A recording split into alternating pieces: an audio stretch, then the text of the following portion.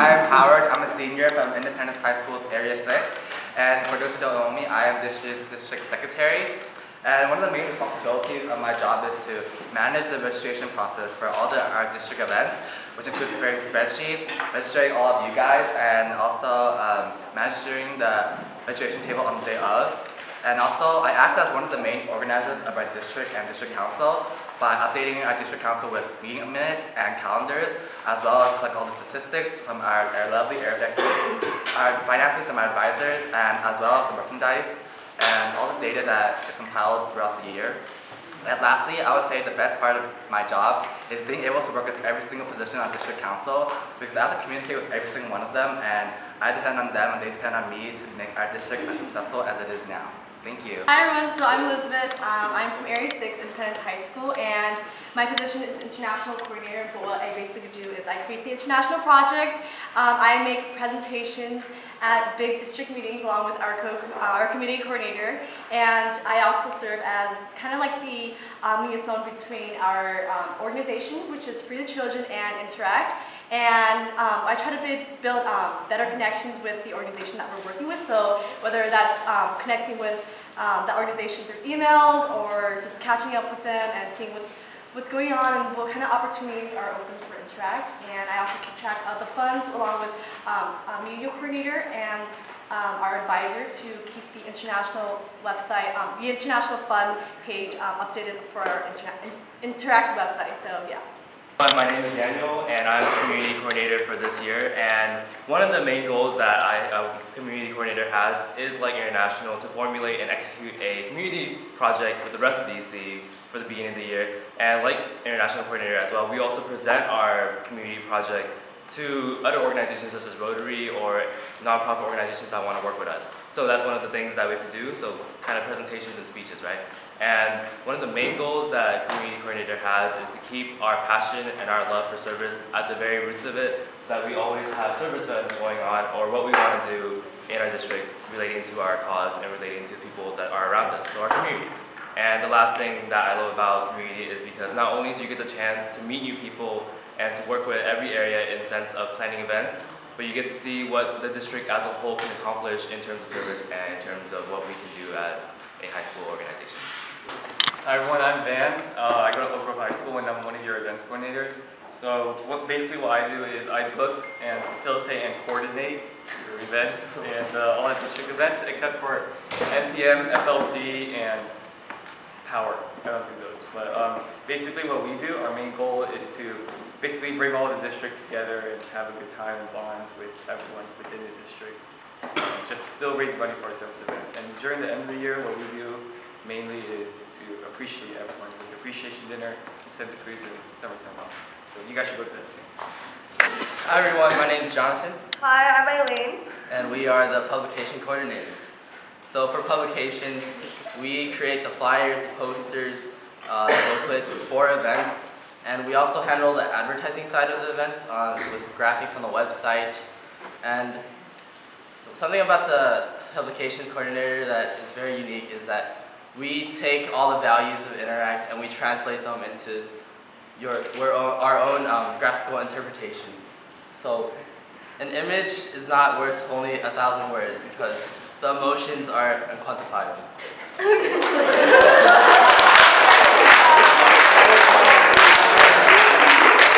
Another point I would like to make about publications is that we make the international and community project logos, and we essentially create the look and feel that Interact brings to the district and what makes us unique and what we stand for as a district and how we put service above self and all that good stuff. Hi, my name is Chrisley Macrag. I am a senior at Merle Catholic High School, and I am one of your digital media coordinators. My other one is standing behind the camera. And basically, digital media's main job is to create the 2 videos that you see during FLC, the international and the community videos. We also work to manage the website, and we work with Elizabeth and Daniel with their presentations, creating their PowerPoints, as well as working with publications to help them in any way that we can. Thank you. Hi everyone, my name is Ben Huang. I'm Pooja. And we are your co-outreach coordinators for this year. And overall, our main job is to connect, Interact to the outside and bring outside opportunities to Interact. And this is done through 4 main subcategories. First of which is we work with Interact to help clubs strengthen. We help strengthen clubs, and we work to make sure that any problems within any clubs in our district are resolved to make sure that each club is successful. And another thing we do with Interact clubs is we start clubs. If there is a high school that has no Interact club, we work to make sure that there is someone there that is interested and can start a club and maintain activity within our district and be successful. Our second subcategory is with Rotaract. Rotaract is the college division of Interact, and we work with them to put on one of our most popular events, the College Stayovers, in which interactors are able to go as a district and go to these UC campuses, UC Berkeley and UC Davis most prominently, and we're able to tour these campuses and participate in service activities together. And then we also have some other two are Rotary and then Junior Interact. So essentially for Junior Interact, it's very similar to Interact. We help like facilitate the starting of the club as well as like helping strengthen and grow them. A lot of like people don't know Junior Interact as much as Interact, so we help really create like a foundation so that outreach coordinators know what they're doing and just like help out in ways that we can. And then finally for Rotary, we're always looking to like establish better connections. So we're always like reaching out, helping connect clubs with their Interact clubs and vice versa, and just making sure that they know how much they mean to us. Yeah, it's outreach. Hi, I'm Justin. I'm the Area 1 director this year, and I'm a senior at Alameda High. And so the main job of being an area director is being the bridge between Interact and Rotary. So we attend both Rotary and Interact meetings. We hold our own area meetings, however often we decide, depending on what we have on our agenda. And basically, we communicate between the Rotary and the Interact clubs. We organize area-wide service and fundraising events, and we look for new opportunities like new events, and also we work with outreach to help start up new clubs or help struggling clubs get back on their feet. And we also cultivate and recruit potential future district council members, so feel free to talk to us about anything. I'm Natasha, I'm from Area 7. And for those of you guys who don't know this, Area 9 and 7, both of them are very small areas. And so an area director coming into a job where you have an area that you're dealing with something that's maybe not as lively as other areas, it's important to know and have this foundation so that you are ready to come in with a spirit and enthusiasm and the readiness to build this area. So we have some things. And the number one thing being an area director of a small area is to never compare your area to anyone else's. That is number one. Every area has its own strengths, has its own weaknesses, and it's important that you know that because you're the only one who can work with them best. Therefore, if you compare yourself to another area, like Area 6 for example, you're going to feel maybe inferior to them because they have so many active members and they're an incredible area as well. But you need to remember that you're there to build your area to be like that someday. That is your goal. And then another thing is that I think in smaller areas, especially when you're an area director, one of the crucial things is to have an officer bonding at the beginning of the year. Because I think like in smaller areas, like, well, as an area director, you're really enthusiastic and you're like ready to serve for your whole club. Some of your officers may not even know like what our district number is or like what Area 7 or like whatever area, like they may not even know like what the district system is. So I think at that officer bonding, like at the beginning of the year, you should like have an established like workshop or something where you explain how the district works and how officer team works together.